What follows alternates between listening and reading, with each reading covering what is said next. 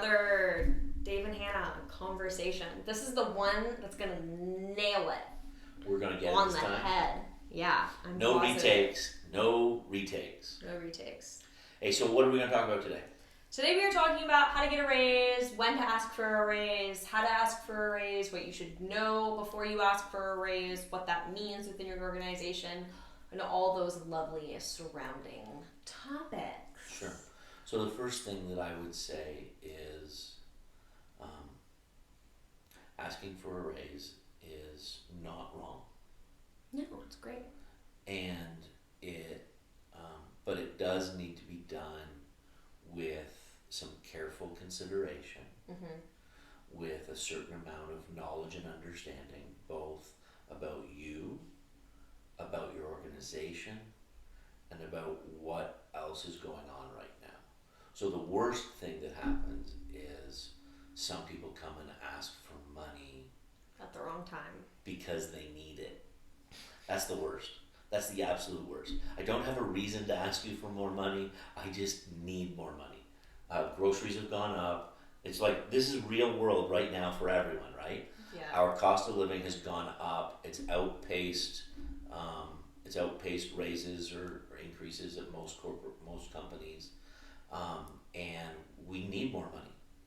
But that doesn't necessarily mean the company has more money, and you may not have a defensible,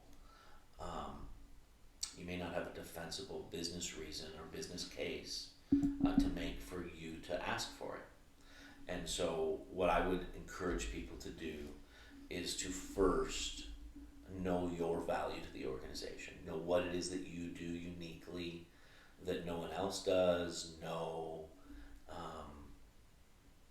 how replaceable that skill is. How quickly did you pick it up? How quickly will someone else be able to pick it up if you threaten to move on and then don't move on, or do move on?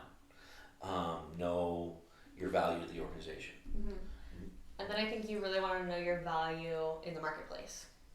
Yes. After that. So yes, within the organization, what are you worth in the four walls of the company that you are in? And then what are you worth in the marketplace today? So the surrounding companies in similar roles that are requiring similar, what's the word I'm looking for? Similar skills and Background. However, Experience. Education and experience. experience. Yeah. That's the word. Thank Sure. you. Sure. Your experience. So basically, what are you worth in different companies? Yeah, I think the challenge, one of the things, guys, just one thing I want to say right here very carefully. What you make is not what you're worth. Okay, your self-worth as an individual is not reflected on your paycheck. Okay, your value as a human being is not reflected in your paycheck. It is simply a measure of what you get paid for what you do. If you believe that your self-worth is tied up in your paycheck, see a counselor. That's good. You were doing so nice. You No. were being so gracious and kind and loving, and then you just died. Don't stop it. This is actually a good conversation. But yes, that is really, and I appreciate you saying that, because that's definitely not how I had meant to say that. Right. Yes, but the job that you can portray, not your worth. Yes, yeah, exactly. Know your value in the marketplace and understand that. That's for sure. But yeah, so when you come and ask for a raise, how do you come ask for a raise? Kindly, with cookies. With cookies. Cookies are a good idea. No, I think well, there are three things that we typically talk about in our organization: how to make the organization money, how to save the organization money, and how to make the lives easier of the people who can do that to make and save money. So how to just make the company function better at whole. Yeah, the reality is some people in an organization are the cog in the wheel that makes the wheel turn. And some people are the wheel. If you don't have a wheel, that's a problem. And some people are the grease that allows the wheel to turn. And you have to know where you are in that whole thing, and you have to fulfill your role. Yeah. So I would say by understanding where you are in that, and that's going to be kind of your key point moving into the conversation. And then you want to say, hey, so I was Sandler sales trained, so I'd always start with an upfront contract and be like, Okay. I really appreciate you taking the time to come and be here with me today. So start by appreciating their presence, set an upfront contract. I got here conversation here today to deal with the topic of a raise in my future here at the organization. Then you want to state what you understand. So what you do at the organization, you want them to understand that you know what that looks like in the marketplace, and then you want to prove to them why that is actually valuable and how you can do that and why you're different from the people around you. And then you're going to ask for more responsibility, because you should never ever ask for money if you're not asking for more responsibility at the same time. I think that that's super important. When you are asking for more, be capable of doing more, at least offering to give more of yourself. Maybe we're not talking about time, we're talking about contribution. And so have an ability to, the business is going to pay you as much as the business can within its matrix of how they make money. And when you're asking for more, you want to make sure that you're saying, by giving me more, I can help you make more, and we'll keep within the matrix of the way you run the business. Mm-hmm. Does that make sense? Yeah. Okay, good. Absolutely. So, so talk to me a little bit about what you think about people that are like, well, if I go to Billy Bob Incorporated, I can make an extra 10 grand this year. Mm-hmm. How do you use that lever as a part of the negotiating with your current employer?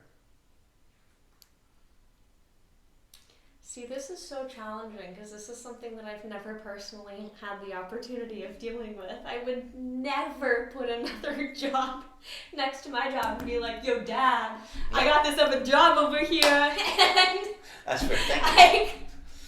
sorry, that's just situationally so awkward. But in reality, if I was trying to do that at a company where it wasn't blood related, I think that it just has to be an adult to adult conversation. Yes, is it awkward? A little bit.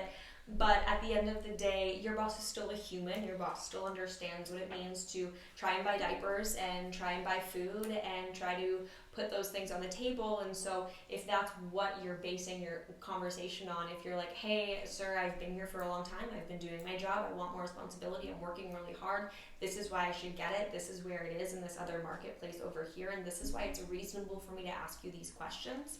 Your boss isn't going to look at you and go, hey, this is really rude of you.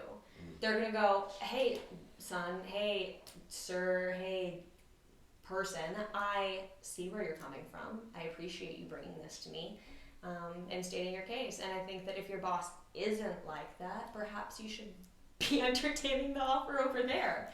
Well, that's a fair. If honestly, if your boss isn't willing to have adult to adult conversations with you about money, or about performance, or about being an adult, which in business, performance and money is being an adult, then you're probably not In the right organization. in the right spot. But yeah, I think you need to have your business case ready for like how you're going to contribute and how you're going to do more, and how this is what the market is bearing out there. But as I said to you in previous conversation, it's also important to realize that there's some safety in staying where you are. And so as a result, if they're going to give you $10,000 to go across the street or across the country, then I don't necessarily think you should be anticipating the full 10,000 to stay. I think that there's I think there's a hometown discount for not having to uproot yourself and not having to create the additional anxiety in life of a total restart. Mm-hmm. Well, apples and apples are never the same, right?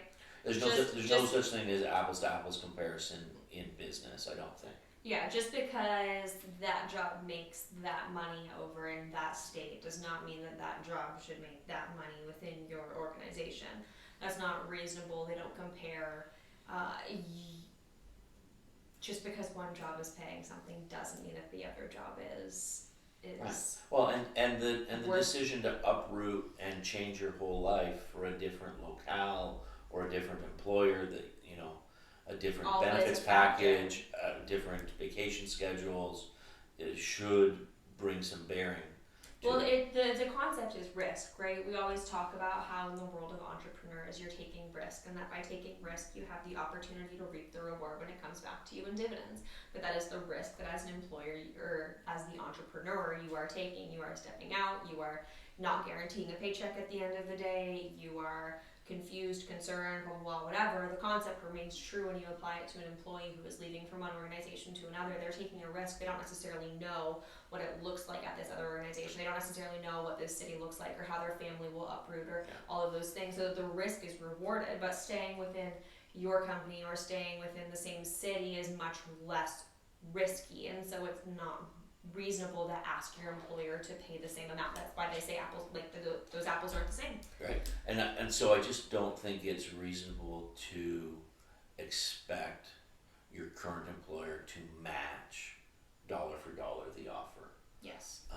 That being said, I had an interesting conversation with a guy this week who was frustrated by corporate bureaucracy, where whenever so he probably changed careers 5 or 6 times in his life, and he moved from Buffalo, New York to Grand Rapids to New York City to Wherever. Ohio, and all across the U.S.